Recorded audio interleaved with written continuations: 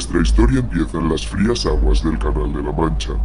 En ellas un escritor inglés llamado Samuel Bobotham viaja a la costa suroeste del país para finalizar unas investigaciones que, según él, van a cambiar el mundo para siempre. Un teórico de la conspiración que se siente cerca de hacer caer la mentira más grande de la humanidad. Viajando junto a uno de sus seguidores, John Hamden, cree que en ese aislado faro va a encontrar las pruebas definitivas para reescribir la historia. Una historia que para él había empezado años atrás. En medio de la gran explosión científica del siglo XIX, Samuel sentía que la ciencia se estaba separando de sus orígenes. Todo se había hecho demasiado abstracto y teórico, con unos científicos controlados como marionetas por los gobiernos, obligando al mundo a creer en cosas que nadie podía ver. Y en el momento que la comunidad científica anunció el descubrimiento de los átomos, pensó que íbamos a caer en una era donde cualquiera podía mentirnos. Solo podía fiarse de una cosa: sus sentidos. Y empezó a expandir la idea de que las personas necesitábamos separarnos de esta nueva ciencia y volver a lo que había sido en sus orígenes.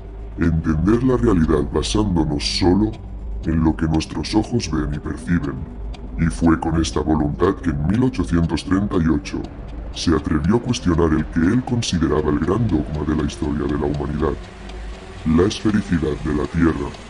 Si sus ojos no le demostraban esa esfericidad, si sus sentidos no percibían una curvatura en nuestro mundo, no podía fiarse de lo que desde hacía miles de años los científicos demostraban con lo que él consideraba absurdos experimentos abstractos. Samuel le contó a John lo que había visto en el río Bedford 11 años atrás. En un canal de casi 10 kilómetros de largo, quiso medir esa supuesta curvatura de la Tierra. Si fuera una esfera como nos habían hecho creer, tendría que poder verla. Pero cuando puso un telescopio en el agua y un bote alejándose por el canal, no pudo ver cómo éste desaparecía en el agua. De ser esférica por la curvatura, tendría que haber visto cómo lo hacía. John le dijo que tal vez debería haber tenido en cuenta la refracción de la luz. Pero Samuel, siguiendo su concepción de la realidad, le dijo que él nunca había visto esa supuesta refracción con sus ojos y que por tanto no podía fiarse de ella. John le preguntó si estaba insinuando lo que él creía, y Samuel afirmó con la cabeza. Estaba seguro de que la Tierra era plana. Durante semanas Samuel pasó horas en lo alto del faro, intentando ver indicios de esa supuesta curvatura en la que filósofos y científicos nos habían hecho creer, y según él, no fue capaz de encontrar ninguna. Los barcos simplemente se desvanecían en el horizonte, no se perdían en esa curvatura.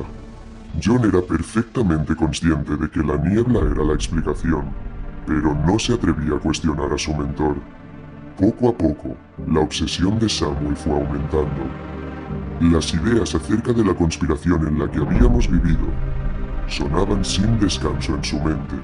Todo había sido una mentira perpetrada durante 2500 años, que él estaba desentrañando. La Tierra tenía que ser plana, porque sus ojos se lo decían. Pero John seguía sin entender por qué miles de científicos a lo largo de los siglos nos habrían ocultado la verdad. Y Samuel tuvo una respuesta muy clara. Nos habían ocultado la verdad porque haciéndolo, estaban ocultando la existencia de Dios. Y siendo un férreo creyente, sentía que solo podía fiarse de sus ojos y de las escrituras sagradas. Atribuyendo a Dios el conocimiento completo y tomando la Biblia como su palabra, encontró un gran argumento a favor de ese terraplanismo. Y John, escuchando esto, movido por su fe cristiana, empezó a tomar en serio lo que Samuel contaba. Pero él no recordaba ningún versículo donde se hablara de una tierra plana. Samuel le dijo que no había leído las sagradas escrituras con detenimiento. Él es el que está sentado sobre el círculo de la tierra. Isaías 40:22. Crecía este árbol y su copa llegaba hasta el cielo, y se le alcanzaba a ver desde todos los confines de la tierra. Daniel 4:11. Vi a 4 ángeles en pie sobre los 4 ángulos de la tierra, que detenían los 4 vientos de la tierra, para que no soplase ninguno sobre la tierra, Apocalipsis 7:1.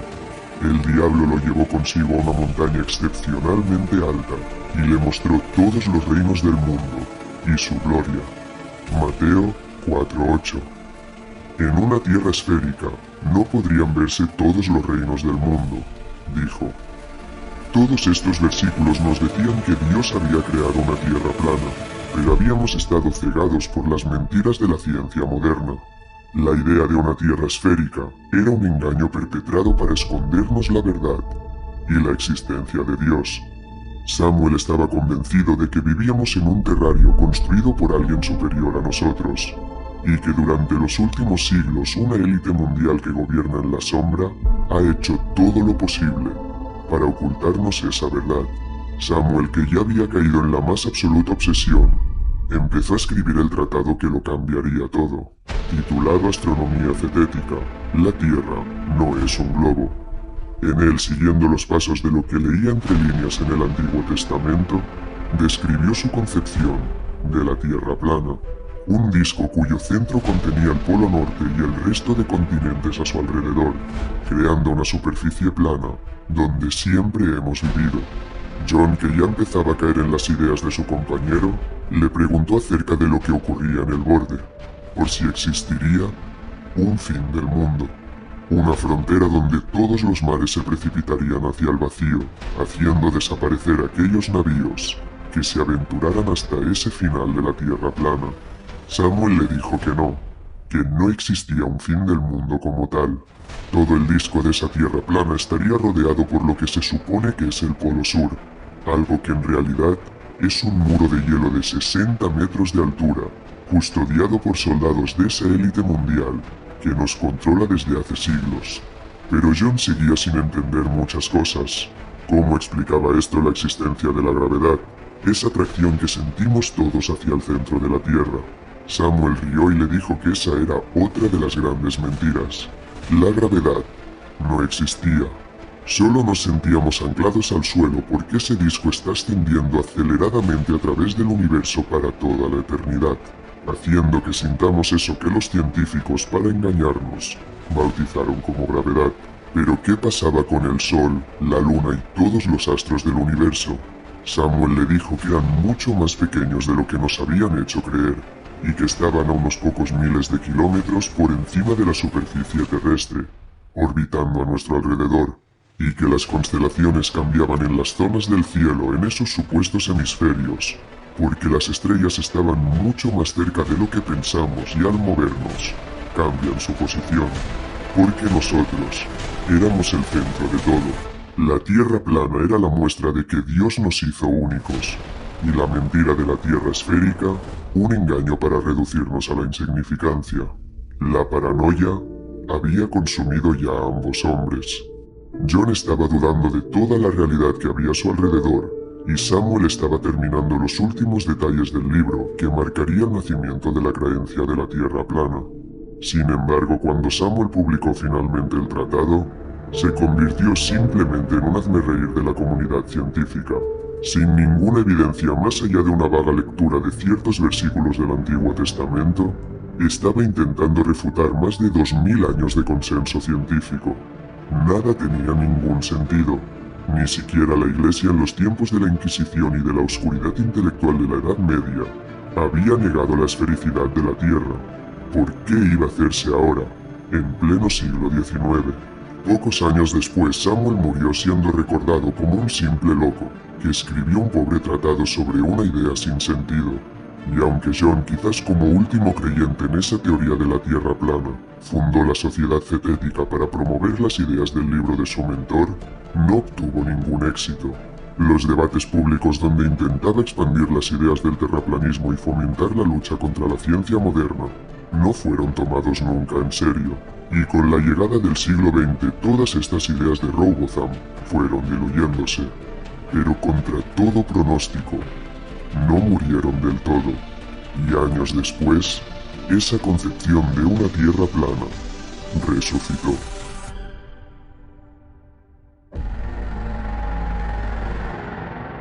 Nuestra historia nos lleva a la ciudad de Dover a mediados de los años 50, hogar de un conferenciante y teórico de la conspiración inglés llamado Samuel Shenton, que había ganado cierta fama nacional por sus ponencias acerca de las supuestas élites mundiales que controlan el mundo a su merced.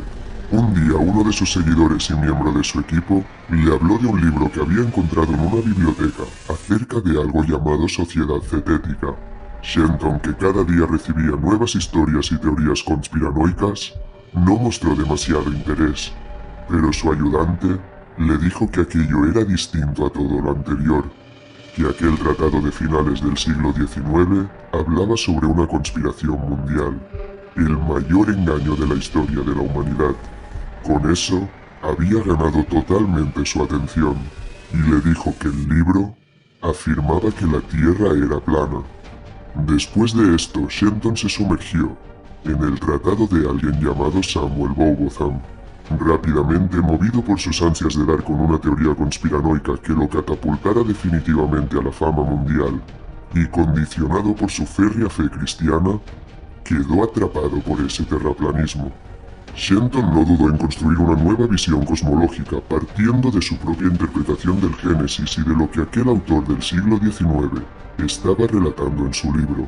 Imaginó ese mismo disco rodeado de un impenetrable muro de hielo que marca las fronteras de nuestro mundo. Un mundo creado por Dios y cubierto por una bóveda. Un sistema de visualización que proyecta las imágenes de lo que nos hacían creer que eran estrellas en el universo. Todo sería un planetario.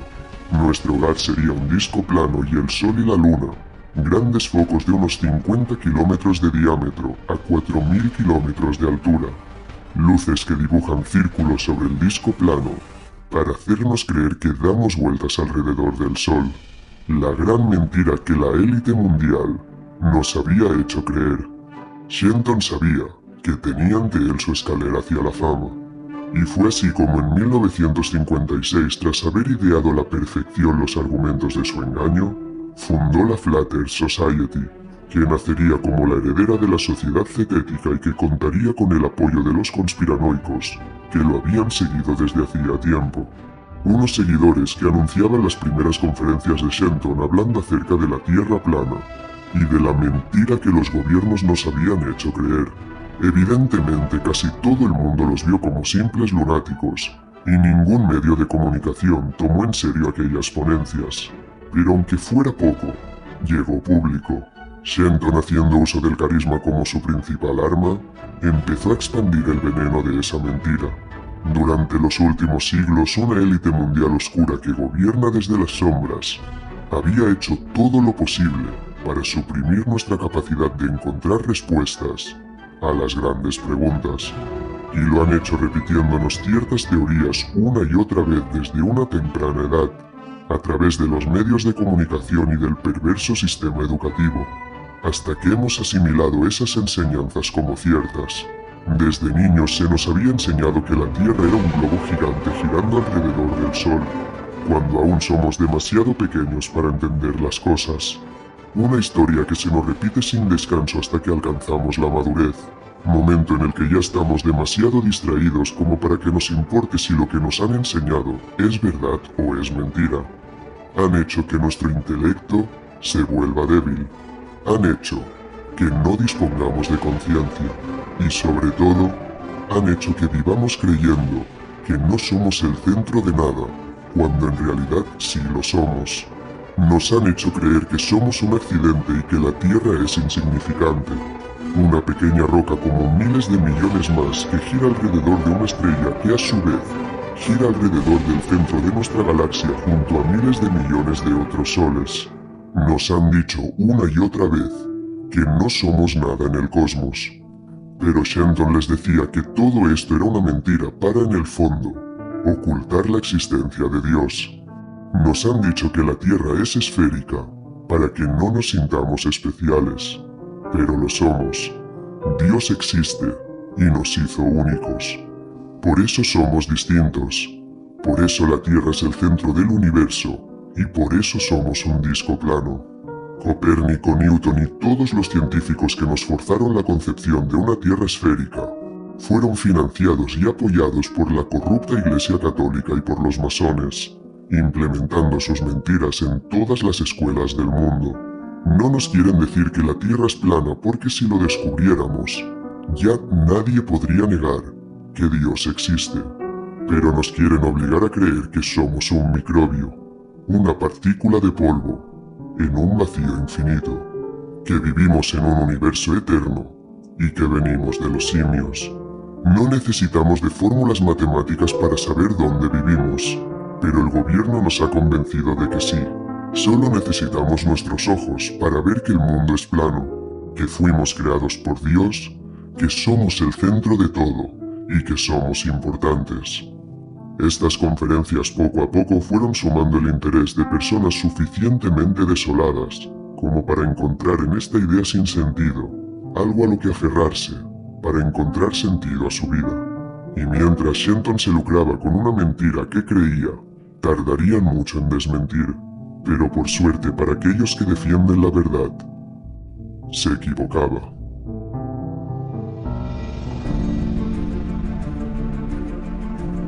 Tras toda una historia como civilización, confinados dentro de nuestro mundo, ese 4 de octubre de 1957, la era espacial está a pocos instantes de comenzar.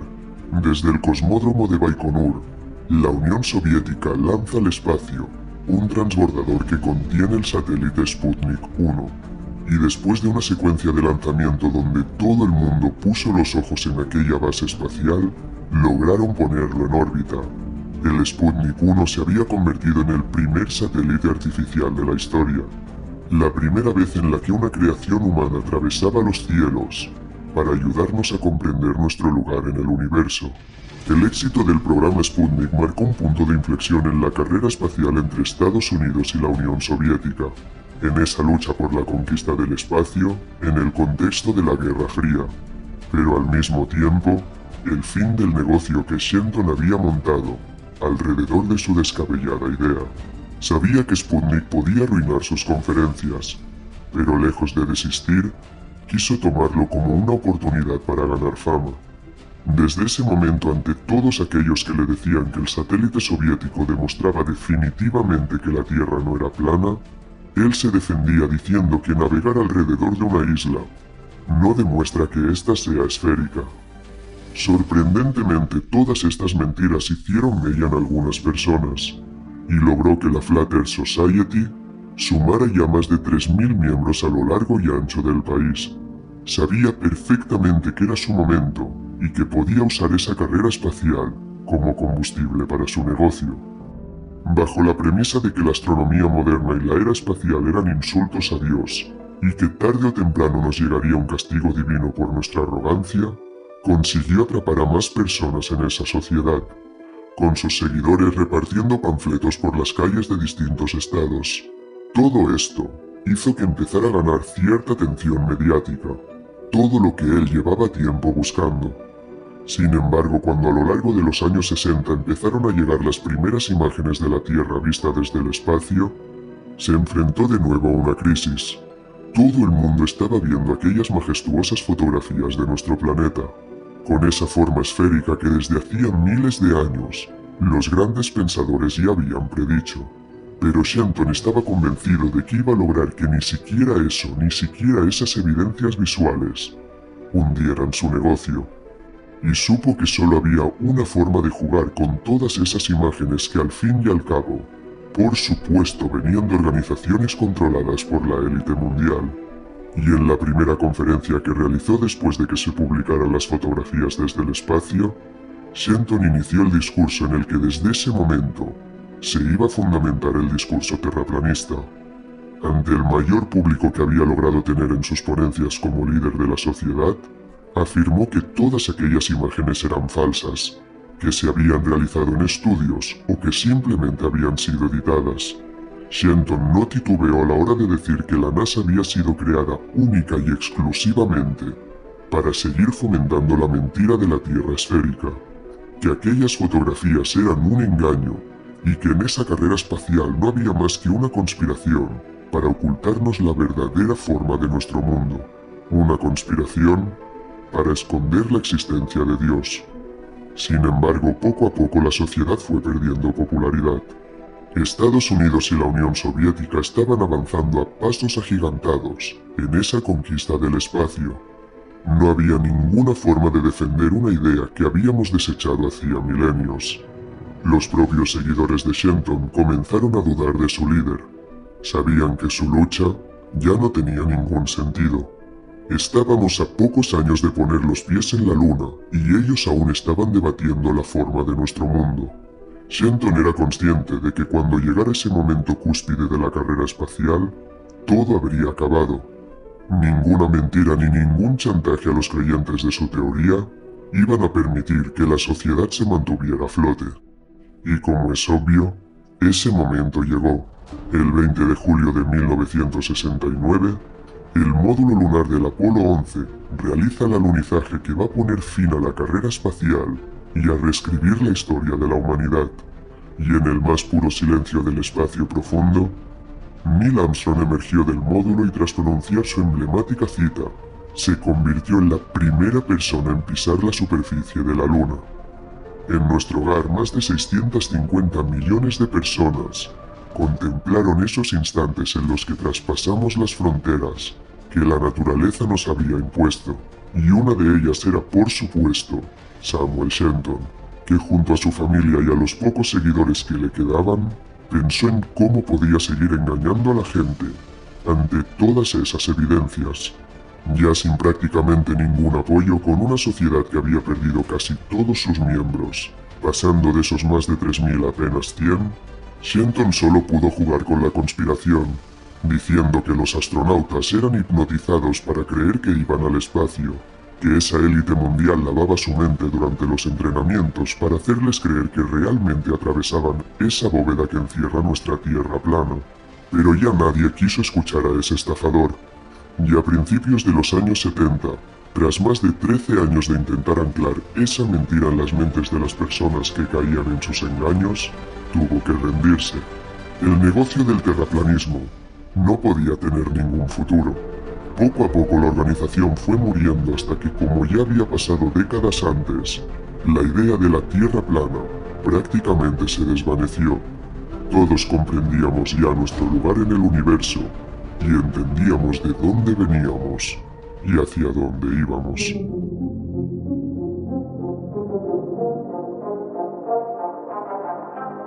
Hace mucho tiempo, en el corazón de una de esas inmensas nubes de gas y polvo, la interacción que ha determinado y seguirá determinando el destino del universo empieza a hacer su magia. La gravedad hace que las diminutas partículas se condensen cada vez más y más, hasta que una región colapsa bajo su propio peso. Presa de su fuerza gravitacional, la temperatura en su centro de masas alcanza un punto en el que inician las reacciones de fusión nuclear. El Sol, nuestra estrella, acaba de nacer, y durante los siguientes millones de años, esa misma gravedad seguirá dirigiendo la sinfonía que tejerá los cimientos de nuestro sistema solar.